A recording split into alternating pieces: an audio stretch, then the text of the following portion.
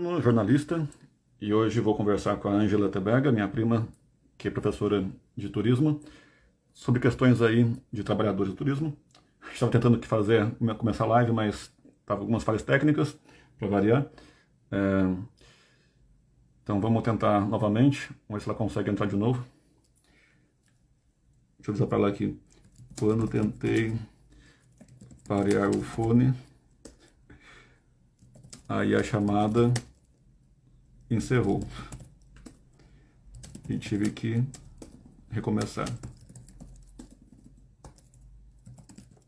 Opa, Alan, tudo bem? Alan Tamini, já entrevistei ele anteriormente, né? Ele trabalha com Airbnb em São Paulo e já foi meu anfitrião uma época.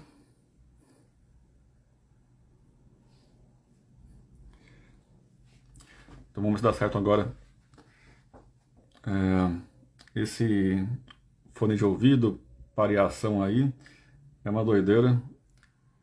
O Instagram é muito sensível nessas lives, tem vezes que só de eu tentar fazer esse pareamento, conexão sem fio do fone de ouvido, ele, ele expulsa todo mundo da chamada e começa de novo, né? Vamos tentar novamente agora. Qualquer coisa eu faço sem. Certo.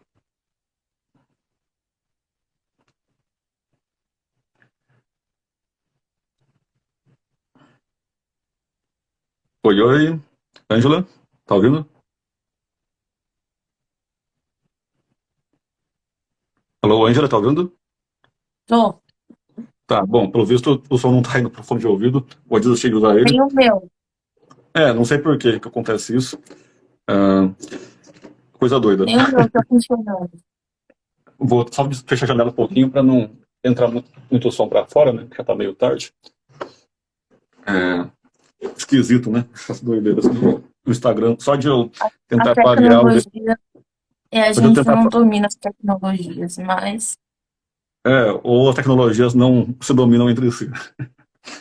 não. Enfim, só de eu tentar parear o fone de ouvido, expulsou todo mundo da chamada do Instagram e eu tive que começar de novo. Faz parte. Vamos tentar aí conversar um pouco.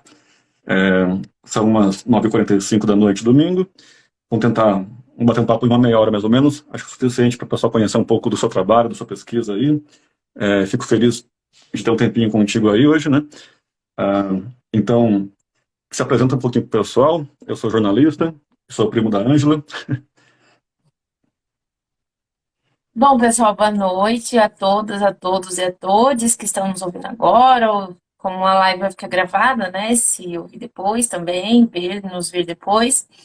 Meu nome é Ângela, eu sou do interior de São Paulo, nasci em São José dos Campos. É, fiz minha graduação na UFSCar, Federal de São Carlos, no curso de turismo. E sempre gostei da área acadêmica, então, mesmo na graduação, já me interessei por fazer iniciação científica. E então, logo em seguida, fiz mestrado na Universidade de Brasília, aqui em Brasília, onde eu falo agora, né? Depois parei um pouco assim, porque a gente precisa se sustentar financeiramente. Aí eu comecei a fazer concurso público. E então, a primeira seleção pública que eu passei foi em Barretos, eu dei aula no Instituto Federal de São Paulo. Depois era um contrato temporário, então fiquei um tempo lá. Depois voltei para Brasília e fiquei um tempo aqui também trabalhando na Câmara dos Deputados, também um contrato temporário. E aí depois disso fui para o Rio Grande do Sul. Trabalhei lá como professora, aí sim já era um concurso público mesmo, contrato efetivo.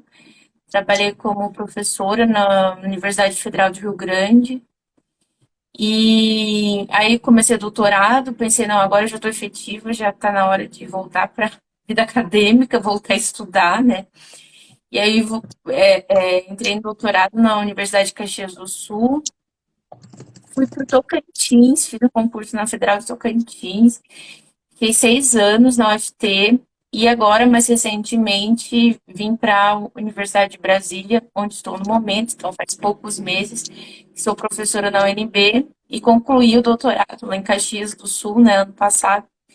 Então, hoje eu sou graduada, mestre e doutora em turismo e guia de turismo também, e professora de turismo na Universidade de Brasília.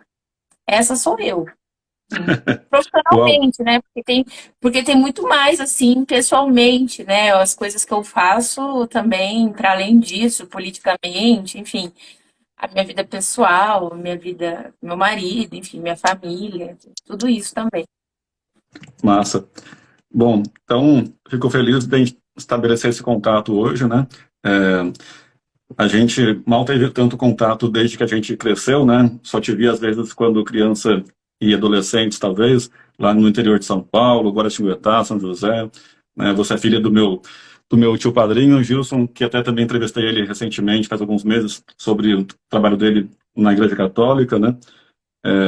Então, é legal como jornalista estabelecer essas pontes de interação para a sociedade, com as experiências e conhecimentos aí, até de vocês, como meus parentes também, que têm experiências interessantes para compartilhar, né?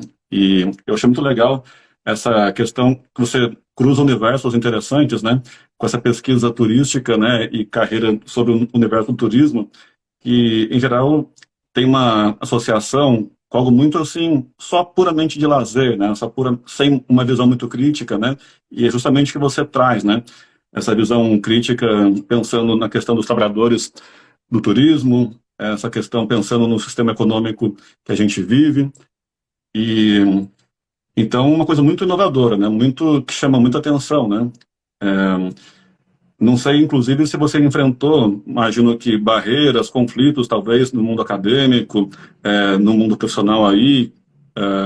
Como é que você quer ficar cutucando aí, ficar incomodando as pessoas, as instituições, trazendo essas visões críticas anticapitalistas no turismo, né? Quer falar um pouco sobre isso? Com certeza, sim, com certeza enfrentei, assim, muitas barreiras. Enfrento, né, no dia a dia. Veja só, olha, o turismo, ele vem do mercado, né? Pensar assim, o que que veio antes, né?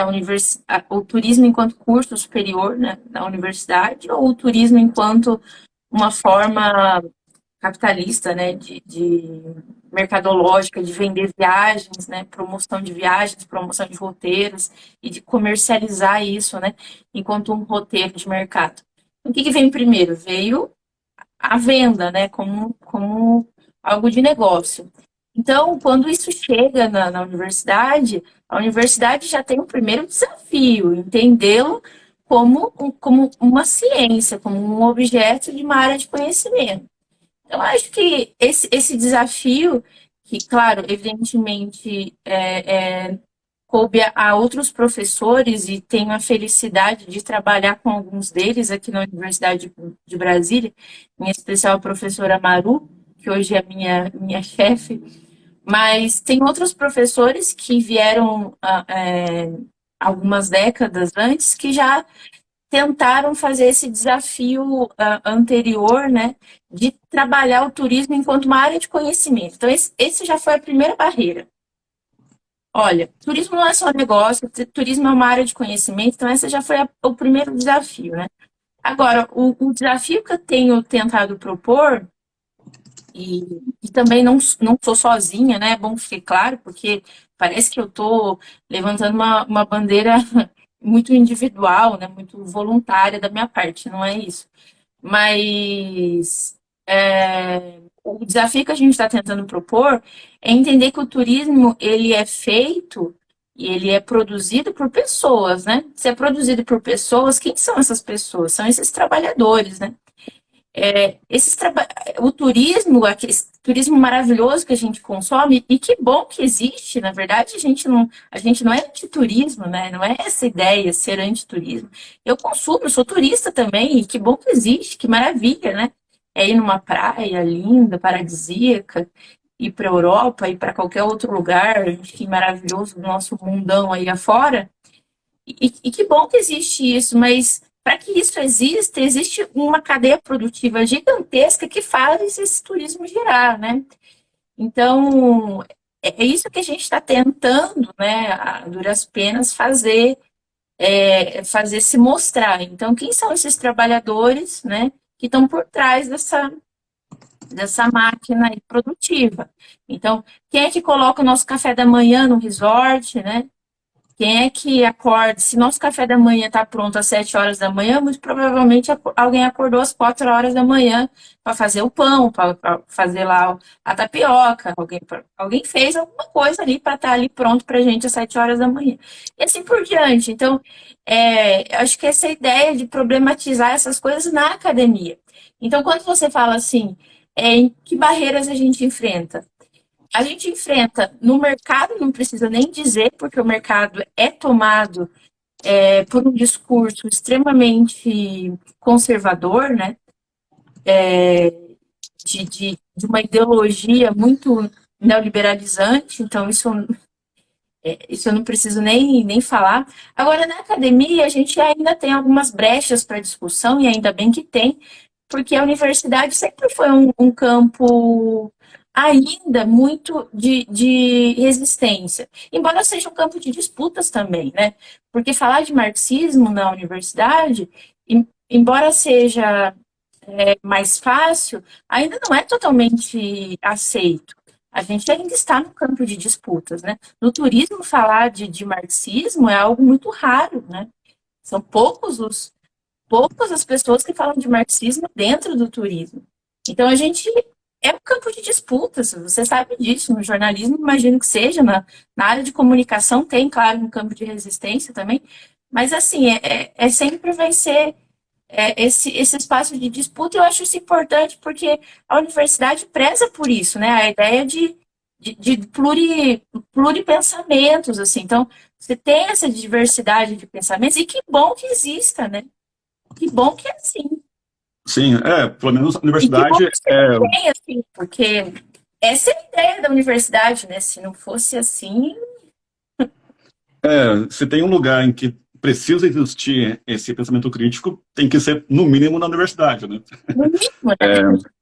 E Espero claro que mesmo assim vamos enfrentar, né, seus desafios, que seguindo ah, enfrentando as tradições que existam lá, né? Eu, por exemplo, né, também eu acho que fiz uma trajetória acadêmica no mestrado um pouquinho parecida com a sua, no sentido de que eu fui fazer um mestrado na área de estética e história da arte, em quadrinhos, histórias em quadrinhos, e fui tentar problematizar as questões de imagem sobre os direitos animais, né? Eu sou vegetariano, então lutei muito pelo veganismo e tal, e jamais que queriam pensar muito nessa história, né? De onde estão os direitos dos animais em histórias em quadrinhos da Turma da Mônica, por exemplo.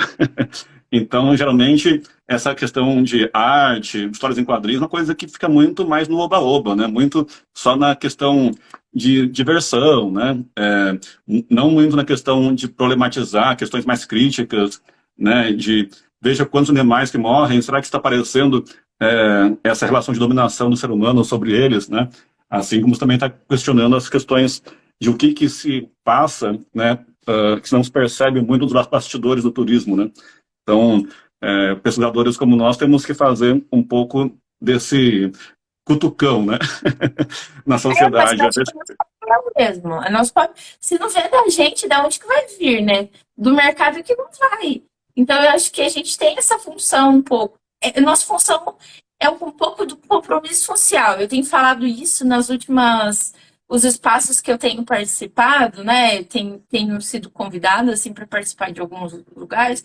Eu tenho falado assim, eu não quero que todo mundo pesquise a mesma coisa que eu e problematize as mesmas coisas, não, cada um, enfim, os seus espaços, mas acho que o objetivo em comum que todo mundo deva ter, né, é pensar isso, qual o compromisso social das nossas pesquisas. Para que Uhum, pesquisar? A gente está numa universidade e pensando assim, nós, no nosso caso, mas não necessariamente, a gente vem de universidade pública, foi feito um investimento na gente, né? Assim, eu falo de universidade pública, venho de universidade pública, dou aula numa universidade pública, né? Qual que é o nosso compromisso social, de fato? O que a gente devolve, né, para a sociedade?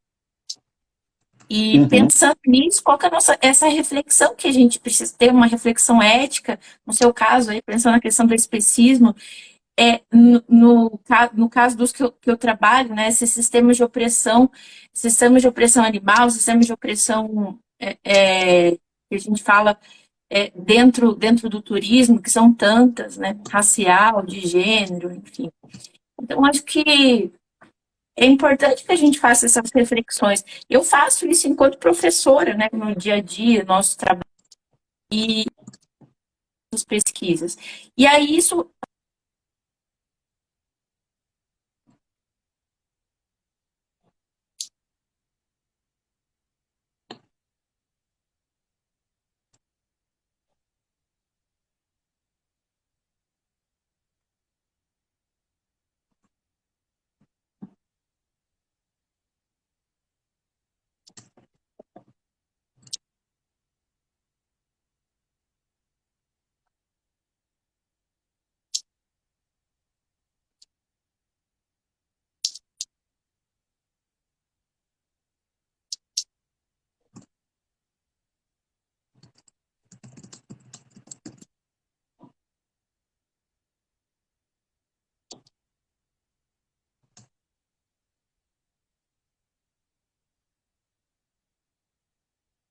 Sim. Tenta só levantar um pouquinho o seu rosto para a câmera para pegar mais.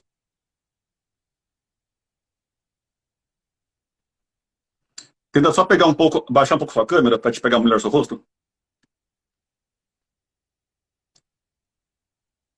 Boa. Se puder baixar um pouquinho, isso, boa. Tá só um pouquinho também a internet, não sei se aí tá um pouco cortada. É, pronto. Tá um pouquinho, seu vídeo tá um pouquinho cortado. É, não sei se é a conexão daqui ou daí, mas vamos ver se consegue continuar bem. Beleza, continua então. Por que você escolheu fazer esse tema no seu doutorado, então, recortando os navios do cruzeiro? A sua imagem está só um pouco nublada para mim.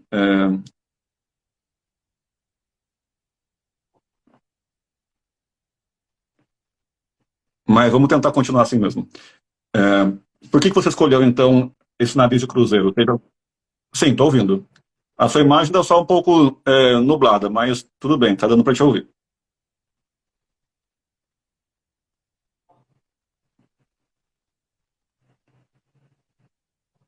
Mas então, conta então, tinha que escolher algum recorte, né?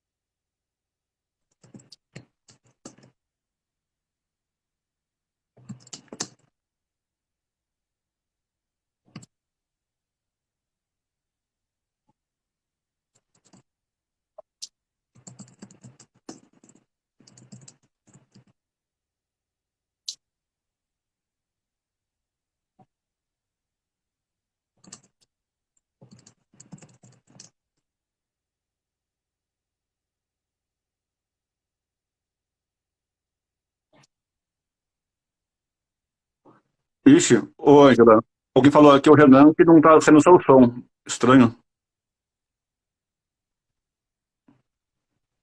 Tem mais alguém que está com esse problema ou será que é só o Renan? Eu estou te ouvindo bem, sei lá. Bom, se mais alguém tiver problema, me avisa, né? Tem mais umas pessoas aqui, mas para mim tô te ouvindo normal. Tá, ó, também, Eunice também falou que tá sem som. Mas é só da Ângela, o meu também? Não entendi. Para mim, tô ouvindo bem a Ângela.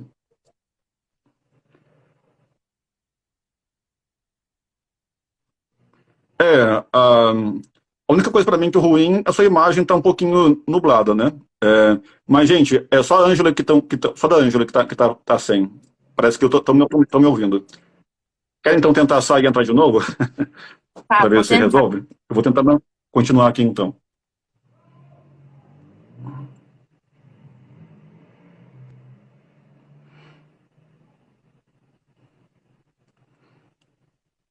Opa, Júnior, tudo bem?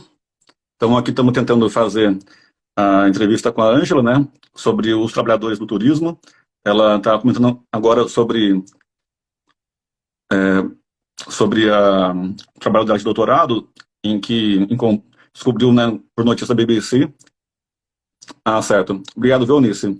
É, vamos ver se a Angela consegue retornar e aí funciona, né? Se ela entrar novamente aí o som. Vamos ver aqui.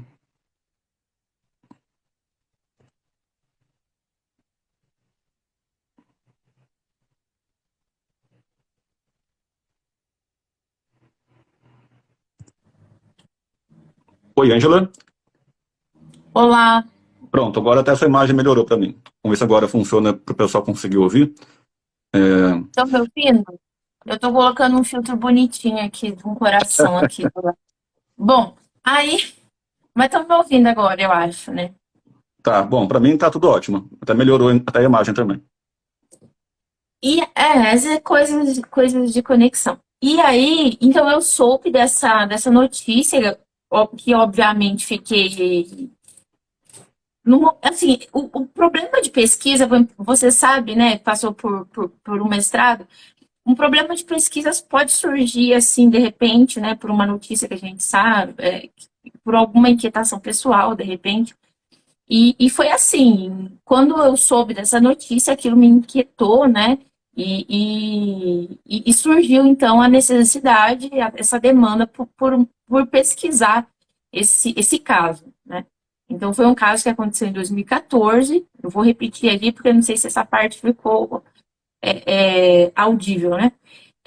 Um caso em 2014 em que 11 trabalhadores foram resgatados, 11 tripulantes foram resgatados em condições análogas a de escravo em um navio de cruzeiro de uma companhia de bandeira italiana. Na verdade, bandeira panamenha, mas a sede do navio é italiana. E, e ele estava na costa brasileira, né? O resgate foi no Porto de Salvador.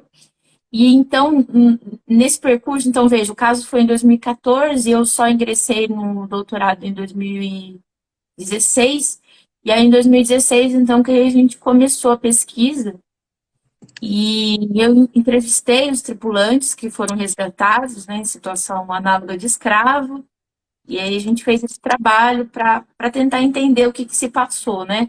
Primeiro tentar entender o que é ser escravo no século XXI, né? O que é essa situação de condição análoga de escravo?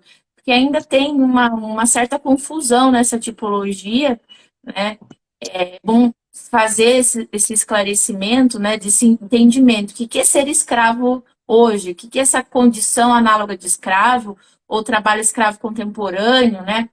Então, o artigo 149 do Código Penal vai dizer quais são os critérios para se entender o que é escravo, ou o que é esse trabalho análogo de escravo, né? E, evidentemente, é um trabalho ilegal, porque a partir do ano de 1888, né, quando você tem a Lei Áurea, desde então, passa-se o trabalho escravo não ser mais permitido.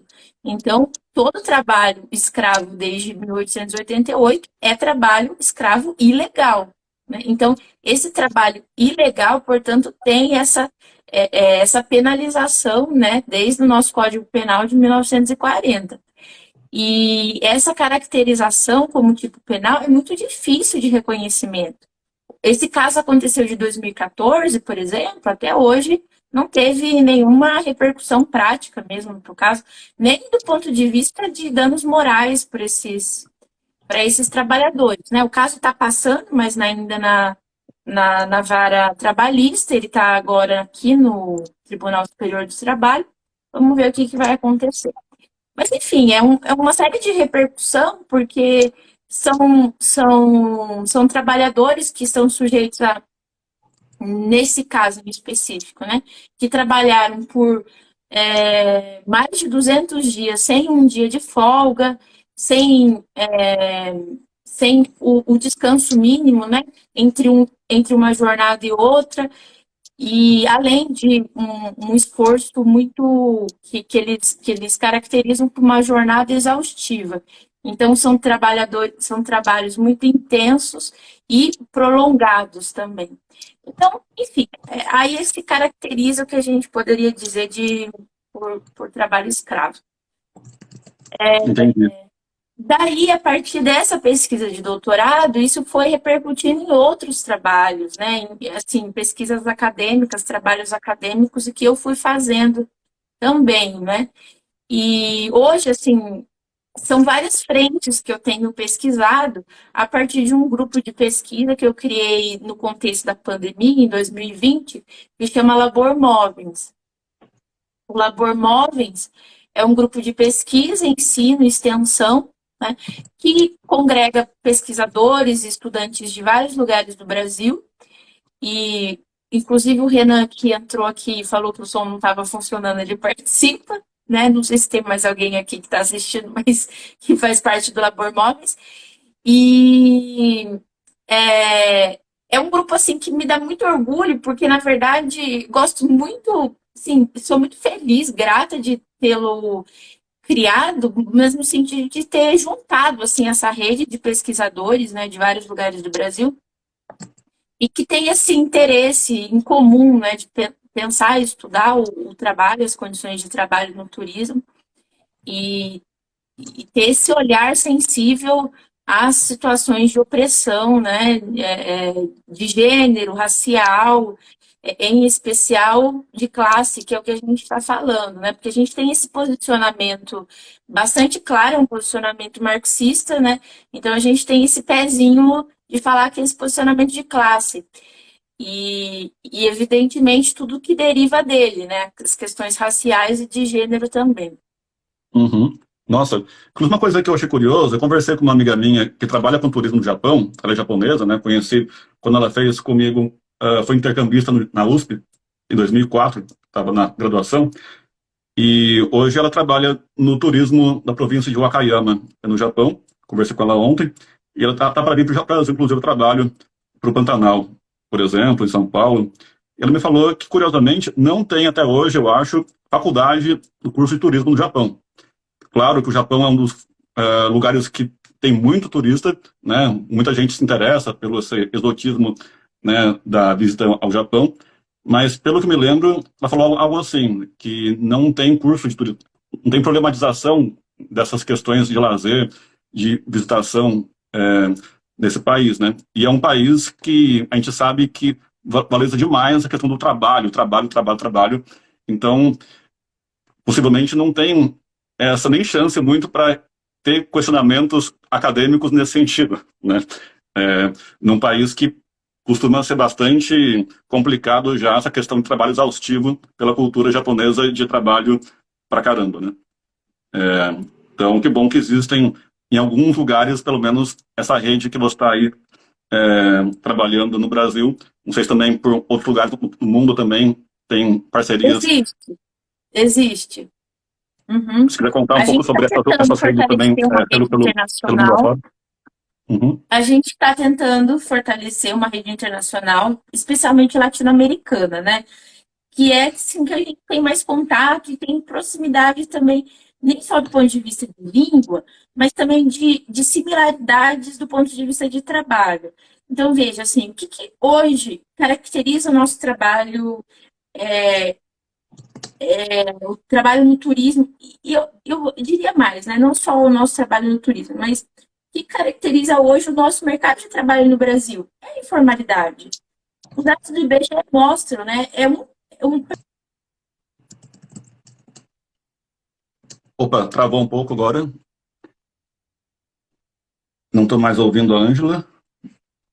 E o vídeo também travou dela. Não sei se é a minha internet ou da dela. Se alguém puder dar alguma informação aí, me fala, por favor.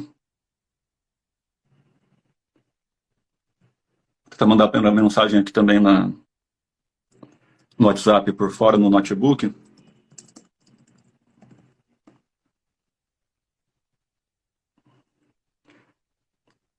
Ahn, tá. Bom, sigo aqui na transmissão. Ela falou aqui no WhatsApp para mim que travou lá mesmo.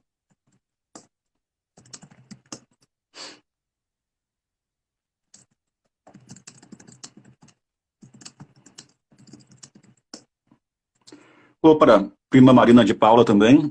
Também outra membro da família está com a gente aí, que bacana. Aqui alguém comentou, né? Rogrossera, na sociedade atual, é um absurdo termos seres humanos vivendo situações como essa. Parabéns pelo trabalho da doutora Ângela, né? Realmente é uma situação muito complicada, né? Às vezes a gente quer se alienar um pouco mesmo, né? E na nossa vida, para qualquer pessoa, frequentemente, né? Trabalhar, né? A vida sempre tem questões duras para lidar, né? E aí a gente quer curtir um pouco, né? Como a Angela falou, né? Claro, né? O turismo é uma maravilha, né? Queremos curtir uma praia bonita, paisagens bonitas, né? Mas é importante sempre levar em consideração o que está propiciando para a gente isso, né?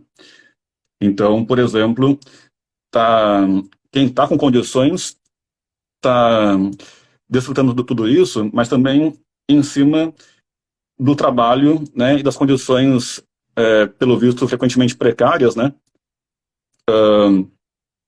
de trabalhadores, né. Então, é uma situação que é importante a gente ter esse questionamento que o trabalho de pesquisa aí da Ângela procura chamar atenção um pouco, né.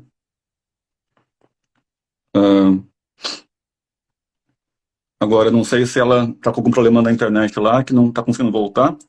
Se alguém tiver contribuições também para fazer, né, pode ficar à vontade também para falar. Temos aqui com a gente ainda Victor De Pieri, tem bandeirinha do Brasil, parece que da Itália e da Argentina também. A prima Marina de Paula, Renan Morai também. Se você também quiser falar, enquanto a Ângela não volta. Não sei se são colaboradores dela. Viviane Yoshinaga. Chamei eles aí para participar também, se quiserem falar um pouco também.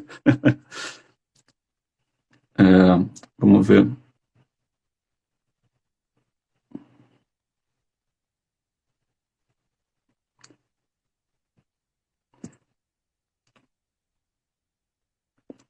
Bom, enquanto a Ângela vai dar para voltar, estou com ela aqui no WhatsApp.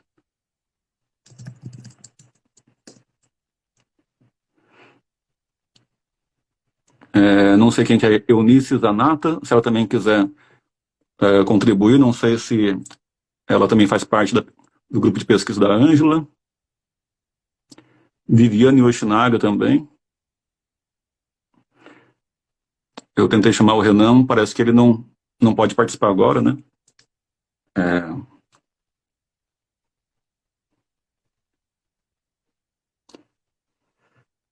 Bom, a Ângela falou que ela vai conseguir voltar, mas por enquanto não conseguiu.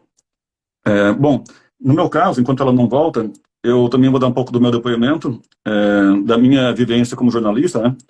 Eu cheguei a trabalhar na Folha de São Paulo, né? Esse universo do turismo também me atraiu bastante, né? E eu não tinha muitas condições de ficar, né, por parte financeira, viajando muito. Minha experiência de viagem foi mais, por exemplo, quando eu tive bolsa de estudo no Japão, em 2008, e também eu fui para o Japão trabalhar, né, como peão de fábrica em fábricas, né, em 2004 para 2005, né?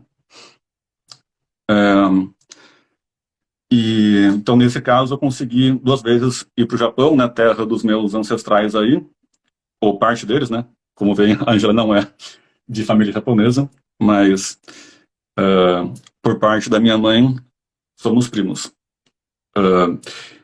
E então foram maneiras que eu consegui vivenciar, né, o turismo no Japão, por exemplo, também pagando as contas das viagens com o meu trabalho em chão de fábrica, né, na Honda, na Suzuki, já faz uns 15, 17 anos, né, e depois com bolsa do governo do Japão, em que também pude estudar lá um tempo e também aproveitar para conhecer um pouco, né, dessas vivências culturais e naturais do Japão, né? Enfim, depois também posso falar mais a respeito. Agora a Angela conseguiu voltar, falei as técnicas aí, vamos ver se agora dá certo para retomar aqui. Eu também trabalhei como repórter de turismo, né, na Folha de São Paulo, de 2009 a 2011, né? Também cheguei a trabalhar em navio de cruzeiro, mas como repórter, né? Que é justamente o tema aí dos cruzeiros que a Angela comentou um pouco aí. Opa, consegue ouvir e falar agora, Angela? Acho que sim. Massa. Gente, sabe o que apareceu no meu celular? Superaquecimento. Nossa, que doideira. É, enfim, essas questões tecnológicas até hoje é sempre É. vamos lá. Então, estava falando aí um pouco da tua pesquisa e questão latino-americana, né, que foi uma rede que você procura se aproximar, na questão também que a gente vê nas pesquisas do IBGE e tal, da informalidade, né? Quer contar um pouco mais a respeito? Então, eu tava falando da informalidade quando caiu, né? Uhum. Espero que não superaqueça novamente o celular. Mas, então, o que nos aproxima, estava falando sobre a questão das características do trabalho, né? Hoje, o que configura o trabalho no Brasil e configura, em especial, o trabalho no turismo no Brasil é a informalidade. Então, é esse trabalho extremamente desprotegido. É um trabalho que está numa condição de precariedade porque ele está fora da proteção prevista na legislação trabalhista, né? Então, esse trabalhador que está à mercê, né, da boa vontade aí dos governos, né? Então a gente Dos governos ou das percebe empresas, na que. verdade, né? Oi? Dos governos ou das empresas, na verdade, né, também. Sim, sim, digo boa vontade do governo no sentido pensando aí nessas políticas. Vejamos agora, né? No caso aí da pandemia, o que aconteceu, que as políticas emergenciais, né? Esses benefícios emergenciais que a gente, a gente teve, vieram muito atrasados por uma pressão muito grande dos partidos de esquerda, né? E mesmo assim eles não vieram o suficiente. Isso é verdade, né? O benefício emergencial. Isso para aqueles que estavam numa condição de informalidade, né? Agora, aqueles trabalhadores que estavam trabalhando com carteira assinada também tiveram uma situação também problemática, porque eles tiveram seus salários, vendo seus salários caírem pela metade, né? Porque as jornadas foram reduzidas, seus salários caíram pela metade, ou seus contratos foram suspendidos temporariamente por um período que não imaginavam quando seriam retomados. Então, a pandemia, para a classe trabalhadora, foi uma situação bastante complicada, né? Mas eu estava falando que essa é a cara do turismo, é a cara da classe trabalhadora do turismo no Brasil, né? É a cara da informalidade. Isso nos une enquanto latino-americanos, né? É pensar esse trabalho que é extremamente informal, né? E aí, quando a gente pensa assim, o que é hoje o turismo no Brasil, pensando de maneira bem grosseira mesmo, né? Pensando no turismo de sol e praia, a gente associa com o quê? Quem é o trabalhador? É o trabalhador ambulante que está lá na praia vendendo um churrasquinho, vendendo queijo num espetinho, né? Pensando bem grosseiramente, esse trabalhador é esse trabalhador que está na condição de informalidade e que tem outros agravantes, além desses que já foram falados, né? Para além dos que estão fora da legislação trabalhista, que é uma questão da sazonalidade, né? Então, veja que isso sim é próprio do turismo.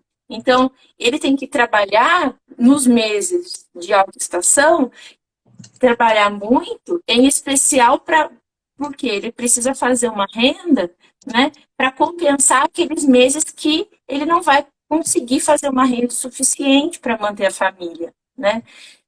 E isso acontece em especial em destinos turísticos de sol e praia, ou outros destinos, não só de sol e praia, né, mas no interior do país, que vivem em função de baixa e alta estação. Uhum. Isso é muito próprio do turismo, né? Então, vejam, são questões específicas do turismo que vão impactar enormemente aí nas condições de vida, nas condições de trabalho do trabalhador, né? E são próprias da informalidade. Sim. No caso, dessa informalidade, ela é mais específica, então, da América Latina, mais forte do que em outros continentes pelo mundo?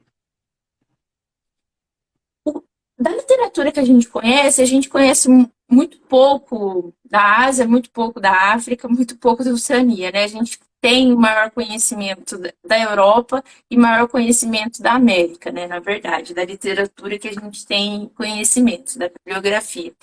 E aí, a bibliografia da América Latina, é isso que eu estou desenhando para vocês.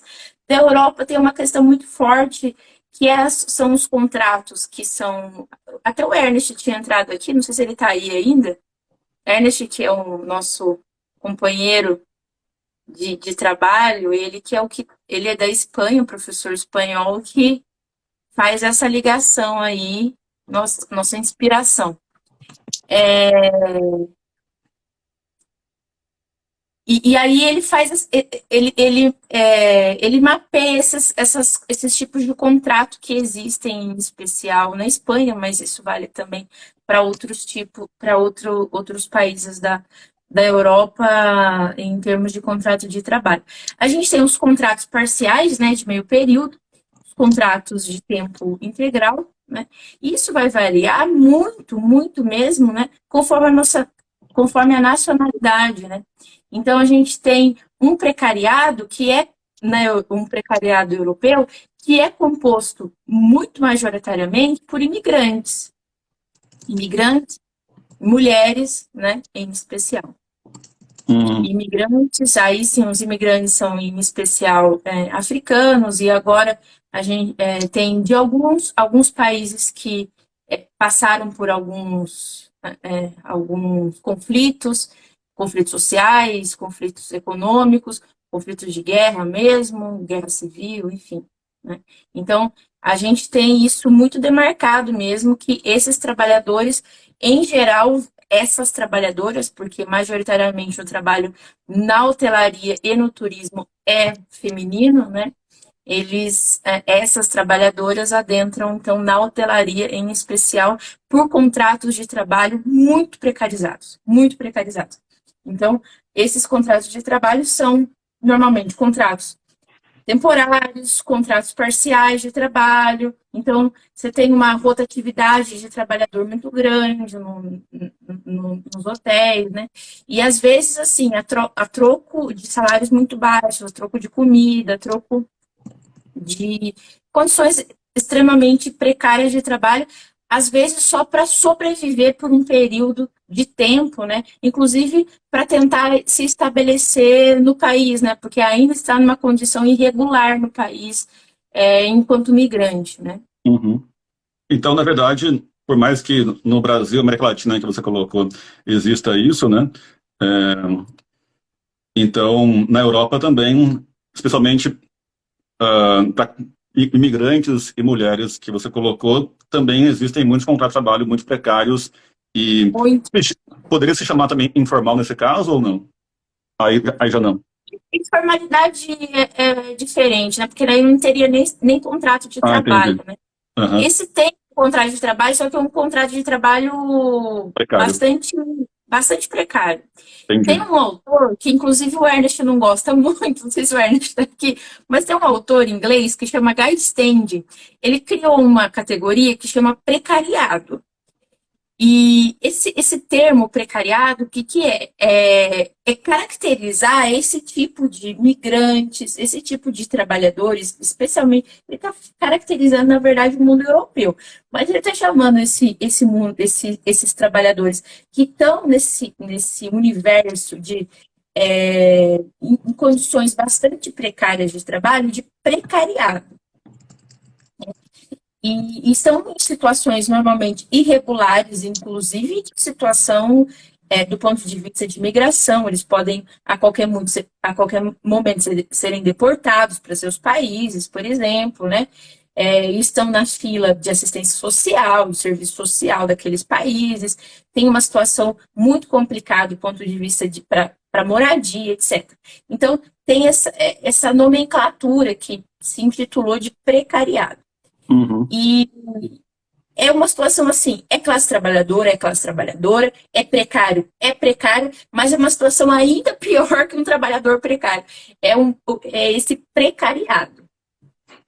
Nossa, Mas então, assim, tem críticas. Eu falei, ele não gosta muito, porque tem críticas. Dentro da academia, tudo é motivo de discussão, né? sim. Tem críticas que dizem assim, bom, é tudo classe trabalhadora, gente. A gente vai ficar criticando, vai ficar discutindo aqui, é um termo que está em disputa, né? A gente vai ficar discutindo aqui por quê, se tudo é uma disputa política, porque, veja, a gente estaria dividindo a classe trabalhadora em níveis, Uhum. em subclasses, digamos assim. A gente não precisa dividir em subclasses, né? Essa é a ideia de quem critica o Gaistênio. Uhum. Porque a Enfim, ideia é fazer um alerta, né? Um alerta para que é traga interessante, é dizer que, alguma. assim, dentro da classe trabalhadora, há um grupo que é muito precarizado. Por exemplo, eu sou classe trabalhadora e você também é classe trabalhadora, mas veja, eu sou concursada. Eu estou numa situação de uma professora de uma universidade, aliás, uma das melhores universidades do Brasil, Universidade Federal, né, que está numa situação muito melhor, evidentemente, que uma grande parcela da população. Aliás, uma enorme parcela da população. Então, essa é a ideia, distinguir dentro da classe trabalhadora que teríamos faixas, né? Mas, de toda forma, aí uma discussão política por trás disso aí Uhum. é outra live. Sim.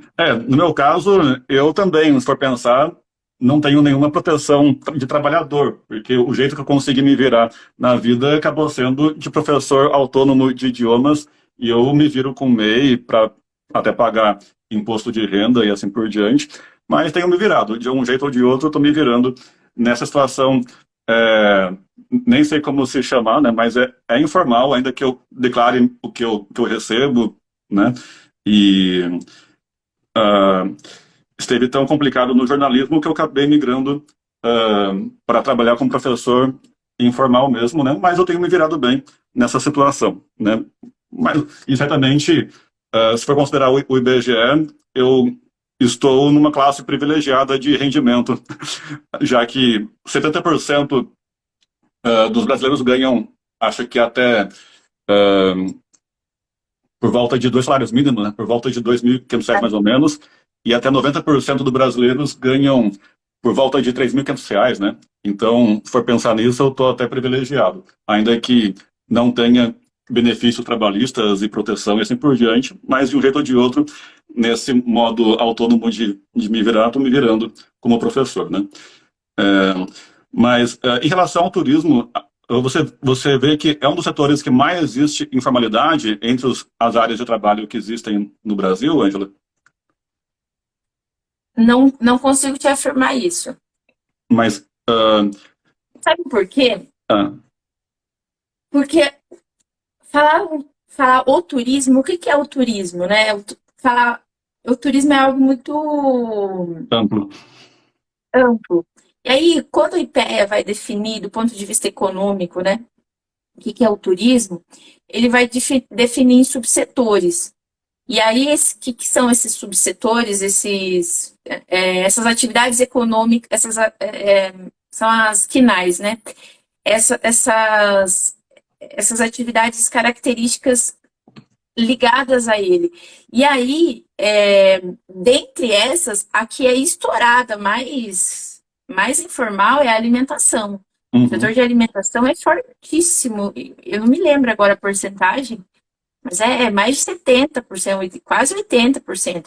E daí você está considerando, assim, o restaurante da esquina, a, a senhora que faz bolo, uhum, o cara que vende o bolo de pote, sabe? É todo esse mundo de informalidade. sim. Então, é muito informal o setor de alimentação, porque está contando lanchonete, tudo isso tá entrando aí na alimentação. Agora, falar o turismo em si, né? Bom, o que que é turismo? O que que se compõe o turismo? É muito amplo, né? Aí eu não conseguiria te afirmar, não, é o setor econômico mais informal, não poderia afirmar isso.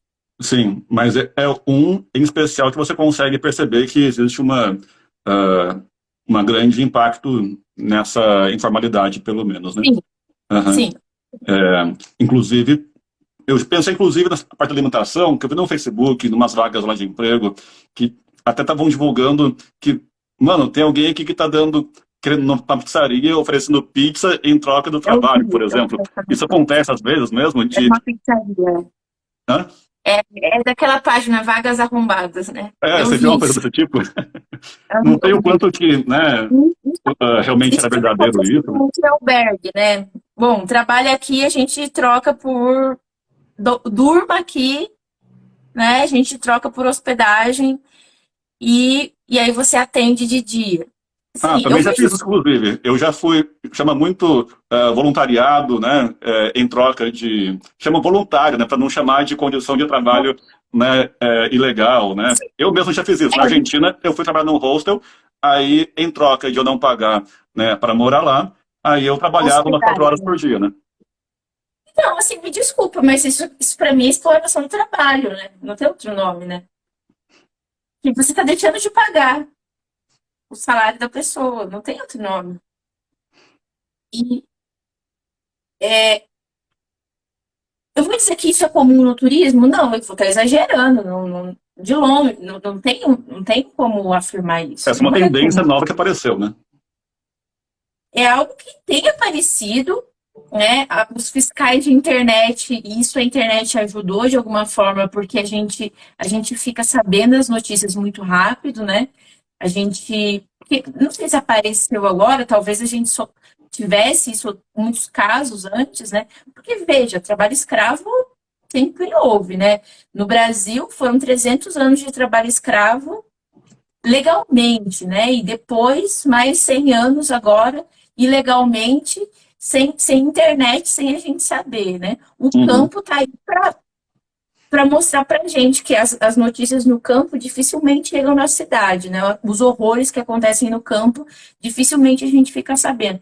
Então, veja, a gente essas situações absurdas, assim, não tem palavras, situações é surreal dizer que a pessoa trocar um salário por pizza, né? Esse caso aí da pizzaria. É, A gente Agora, no tem, caso assim, aí esses. do voluntariado em albergue e outras coisas do tipo, que eu mesmo participei, e muita gente que eu conheci também em hostel que eu morei e tal, participou, e é muito frequente aqui em Florianópolis, acontece bastante, em vários hostels aqui à minha volta, o pessoal tem uma boa percentagem é, dos empregados, né, dos trabalhadores lá, que são voluntários, assim chamados pelo menos, né, ah, que para poder aproveitar um tempo de viagem, né, reduzindo um pouco, pelo menos, do custo deles de hospedagem ou moradia, que seja. Aí, então, fazem esse acordo com o dono, o gerente do estabelecimento, que faz uma cota, né? Uma boa parte, inclusive, às vezes, sei lá, tem uma equipe de, sei lá, 10 pessoas e não sei se metade ou mais do que isso, a maioria são, assim, chamados voluntários, para que reserva lá um quarto ou dois para deixar os voluntários assim chamados e assim Só, eles têm mas menos olha custos, só, né, com tá, equipe, né? não, tudo bem. Veja só, não é uma crítica a vocês que você fez isso. Eu não acho que seja uma crítica a você. Veja bem, não se ofenda, tá? Mas qual que é o papel social de um voluntário? O que essa empresa está fazendo? Tem alguma coisa, algo o social que está devolvendo? Tem que esse albergue, ou sei lá o que é, esse hotel, tem feito socialmente? Porque senão não faz sentido você ter voluntário. O que é voluntário? Um albergue, qual- só porque é um albergue que tem hospedagem barata e tem uma função social? acho que essa discussão não precisa ser feita. Tem uma questão que ficou muito conhecida uns anos atrás, foi na época da Copa também. Na época da Copa do Mundo, em 2014, aqui no Brasil, em 2014, a, a FIFA utilizou da lei do voluntariado, que também é recente, não me lembro agora de que ano que é a lei do voluntariado, utilizou para selecionar, recrutar trabalhadores em vários lugares do Brasil, em várias capitais onde iria acontecer os jogos, né, para trabalhar nos jogos, assim, sem pagar quase nada. Pagar, sei lá, a alimentação e dar o abrigo lá, a jaquetinha para trabalhar com o nome lá, Copa do Mundo 2014 FIFA. Então, utiliza dessa lei, né, que existe de fato, uma lei do voluntariado, mas tem um monte de critérios, né? Trabalhar até quantas horas, qual que é a função social da empresa, tem isso. Qual que é a função social da FIFA, pelo amor de Deus? Entendi. Né? Bom, eu não suponho que essa questão da palavra, né, voluntário, possa ter suas questões ligadas, então, à função social, inclusive na legislação. É, no caso meu, entre outras pessoas que são de classe média e tal, e não têm condições financeiras para bancar a sua viagem, se hospedando em algum hotel, ou pagar moradia ou hospedagem do lugar por algum tempo, para poder vivenciar, né, outras experiências em outros países do mundo ou estados, né, podemos chamar de, sei lá, não chame de voluntário, chame de outra coisa, um acordo, né, que sei lá, um acordo de permuta, né, que seja, né, acordo de Sim, permuta, tá. então que se chame assim, então, acordo de permuta entre trabalho de até 4 horas, que geralmente eu me lembro que tem essa restrição, né, até 4 horas por dia, uh, e, e aí a pessoa que está viajando pode desfrutar o restante do tempo fazendo outras coisas lá, para poder desfrutar a vivência no país ou cidade onde esteja lá vivenciando e reduzindo bastante os seus custos e viabilizando a sua vivência, né, nesse outro lugar, e ao mesmo tempo, claro, o gerente ou dono do estabelecimento, hostel, etc., vai poder também reduzir os seus custos com a equipe, né?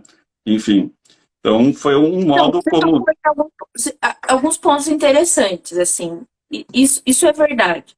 Veja, quando eu faço a crítica na questão do voluntariado, em nenhum momento eu estou fazendo uma crítica à pessoa que está viajando. E não é essa a ideia, né? Eu estou fazendo uma crítica a essa empresa que muito tranquilamente poderia pagar, ainda que pouco, que poderia pagar uma remuneração ali para aquele viajante, por aquele período que essa pessoa estivesse trabalhando.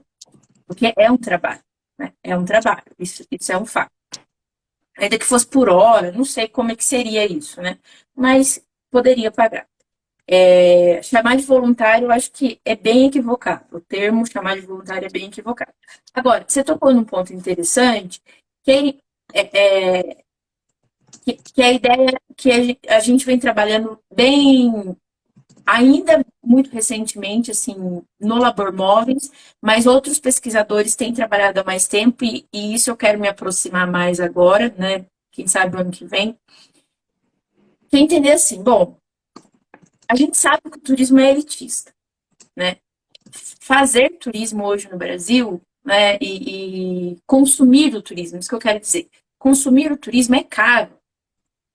Fazer uma viagem, né, como essa que você está falando, a pessoa não tem condições de pagar, né? Se hospedar num lugar, Florianópolis, conheço muito pouco, estive somente 2 vezes na vida, mas eu sei que é um destino caro.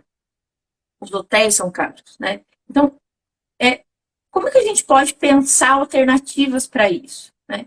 Eu acho que albergue é assim, pelo menos para o público jovem, é uma alternativa bastante viável, né? E tem dado certo internacionalmente, né? Eu acho que isso é uma coisa. Agora, outra coisa, e é isso que eu queria falar agora, e talvez para encerrar, porque nosso tempo passou bastante. Sim. Mas, assim, para encerrar e talvez deixar essa mensagem, que é um movimento que não é novo, na verdade, ele é bastante antigo, é do início do século XX, mas é um movimento que eu tenho cada vez mais me aproximado e tenho gostado muito de estudar e quero aprender mais com ele. E tem um grande amigo meu, gostaria que ele estivesse aqui, o professor Marcelo, da Universidade de São Paulo, que é um dos mais estudiosos no Brasil sobre isso, que é o que eu vou falar. Se chama turismo social. O que é a ideia de turismo social? É entender que, bem, sim, a gente sabe que o turismo é elitista. O turismo mainstream que a gente conhece é elitista. Pagar uma passagem aérea é caro, a gente sabe.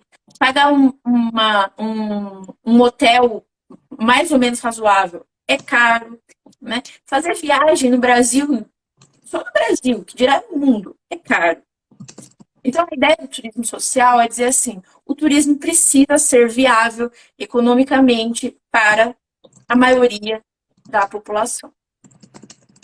Ele precisa ser mais acessível economicamente. Ele nasce com essa proposta. Ele nasce com essa proposta, né, na Europa, principalmente ali, principalmente França, Bélgica. Tem uma organização internacional, né, Organização Internacional de Turismo Social, e chega no Brasil numa época interessante, que é uma época em que a gente está no momento histórico, que a gente está conquistando a nossa CLT. Então, junto da nossa CLT, a gente tem a conquista também das férias remuneradas, né? E a conquista das férias remuneradas faz também, desse movimento dos trabalhadores, inclusive internacionalmente, faz a gente pensar e problematizar isso. A gente não quer somente férias, a gente quer férias para viajar, poder viajar. A classe trabalhadora tem direito disso, poder viajar, que seja a curta distância, né? Ir para a praia, fazer a nossa farofinha, a gente quer passear, né? E nessa ideia, nesse pensamento, nasce então algumas alternativas, algumas experiências do SESC. Do SESC, principalmente o original, né, o SESC São Paulo. E em São Paulo tem o Sesc Bertioga, que é a colônia de férias do Sesc Bertioga, que tem essa proposta, né, de ter preços mais acessíveis e preços mais populares. Veja, não estou aqui super defendendo, a gente tem algumas críticas, tem algumas questões que precisam ser melhoradas. Mas a ideia original é bastante interessante para pensar nesse sentido. O turismo precisa ser para todos, para todas e para todos, né? Essa ideia de ser amplamente acessível. Ele começa assim, a ideia de ser economicamente acessível. Depois, ao longo do século XX, mais agora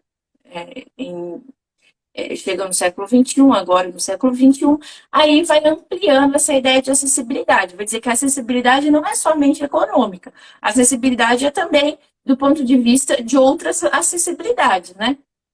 Acessibilidade física, acessibilidade motor e etc.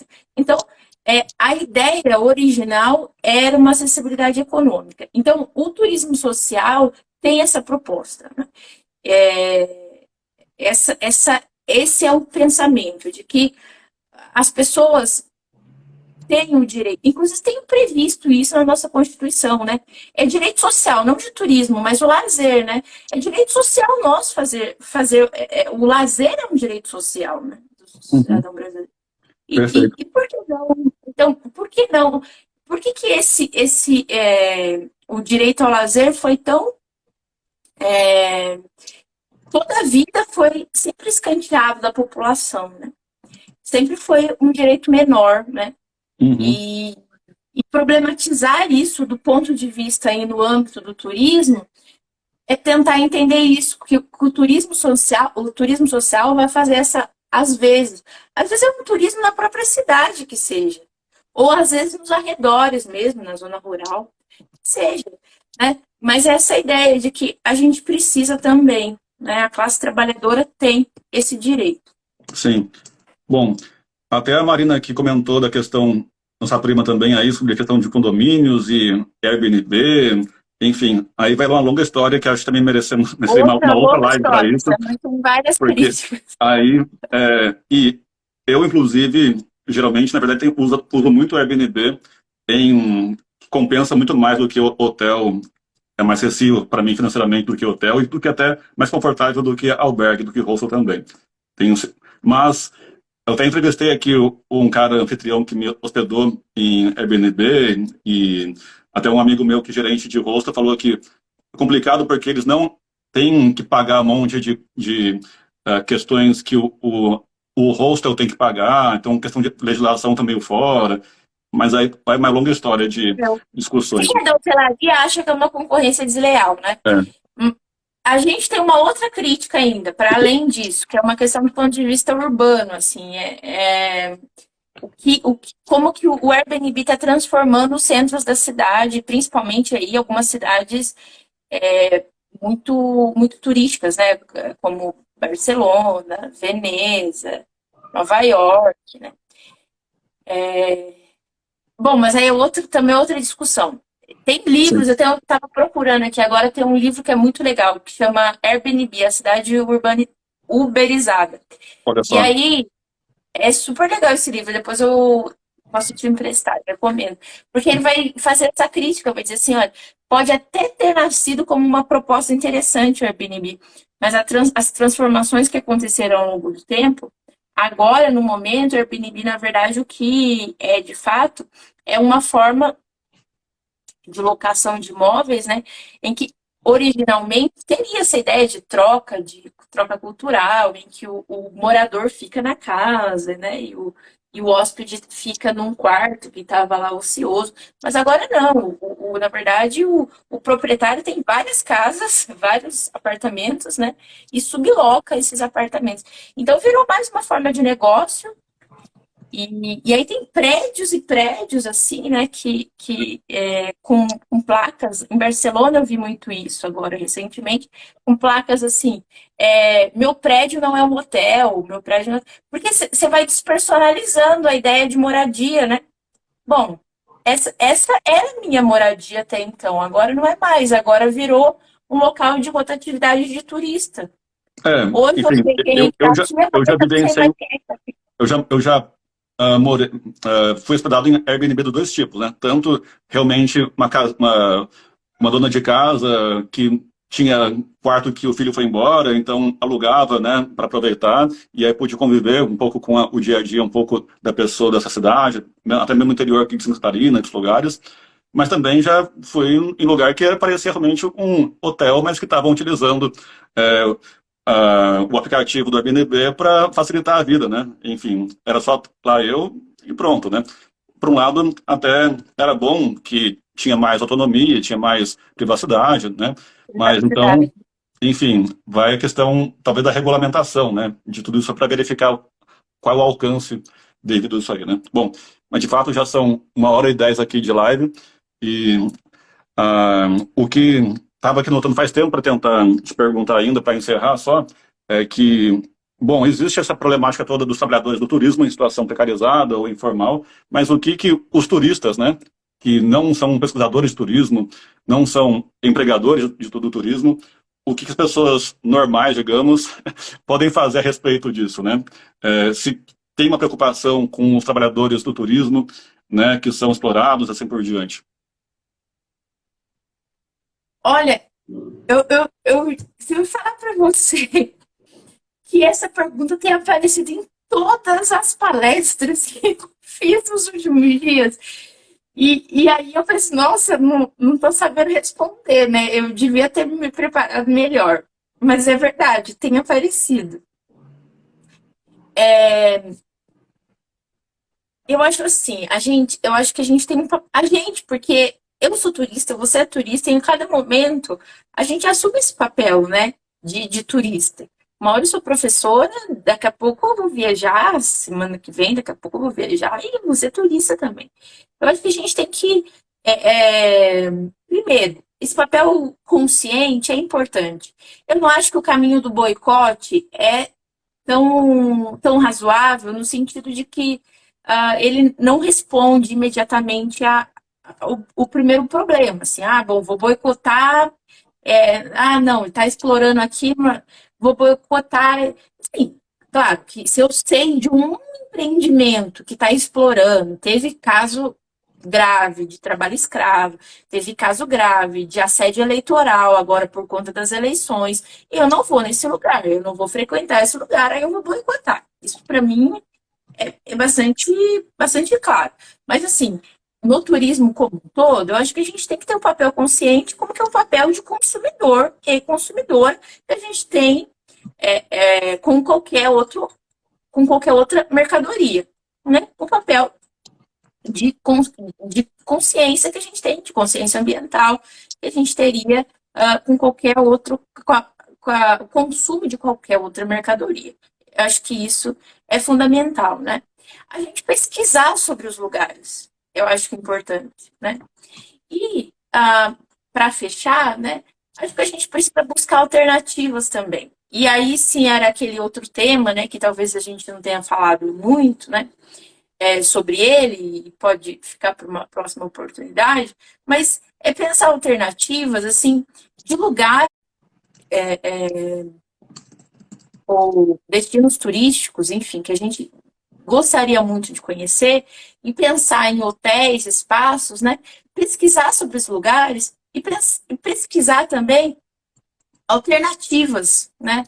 Veja, nos mesmos destinos turísticos, a gente pode, em cidades turísticas, a gente pode conhecer locais muito que a gente chama, né? Locais turísticos super mainstream, que eu chamo, que é super turisticamente comercial, né? Ou locais mais alternativos, que são autogeridos pela própria comunidade, né? Que tem a autogestão da comunidade local, né? Que tem artesanato da própria comunidade, que todo o recurso fica com a comunidade, que não vai, fica lá só uma porcentagem com a comunidade e todo o resto vai para um grande empresário, né? Ou para uma grande, enfim. Pensar nesses espaços, né? Pensar em frequentar locais que são geridos por cooperativas de trabalhadores. Eu acho que a gente pode, de alguma forma, ainda assim, continuar fazendo turismo. A ideia não é ser antiturismo, né? Quando pensar, você é antiturismo, você critica muito o turismo, não é isso. Acho que a gente pode ainda continuar fazendo turismo e que bom que a gente tem a oportunidade, as possibilidades de fazer. A gente tem recurso ainda para fazer isso, né? Mas a gente pode buscar alternativas melhores, né? E mais inclusivas e possibilidades mais interessantes de se fazer turismo nesses vários lugares bacanas que se tem pelo Brasil. Bom, então fica aí um desafio, né, talvez, de montar projetos que demonstrem, né, um guia de referências pelo Brasil, por exemplo, em que possa os turistas conhecer, né, esses espaços autogeridos, né, e assim por diante. Não sei se existe, né? Mas tem muito, assim, o próprio turismo de base comunitária, a gente tem turismo em área quilombola. Ontem não, porque ontem o que eu fui foi uma outra experiência, mas há 20 dias atrás eu fui numa experiência de turismo em reforma agrária, turismo em assentamento do MST. Então, quer dizer, você tem várias possibilidades e coisas consolidadas, sabe? Que tem hospedagem em moradias de casas de família dentro de comunidades quilombolas. Então, você tem muitas possibilidades, né? A rede TBC, a rede de turismo de base comunitária, é muito grande, muito articulada. Então, tem várias coisas que a gente pode fazer, né? E ter um turismo mais consciente, independente disso, eu acho que é importante. Bacana. Bom, então obrigado por usar seu tempo aí, suas pesquisas, trabalho para tentar inspirar um pouco de alerta na população, né, a respeito dessa problemática, né, e a gente tentar de algum modo conciliar nessa nosso lazer, o nosso momento aí de prazer e desestresse, com ainda um pouco de pensamento no outro, né, um pouco de consciência nas condições das outras pessoas que bastam muito para proporcionar né, essas situações bonitas que a gente possa vivenciar também, né?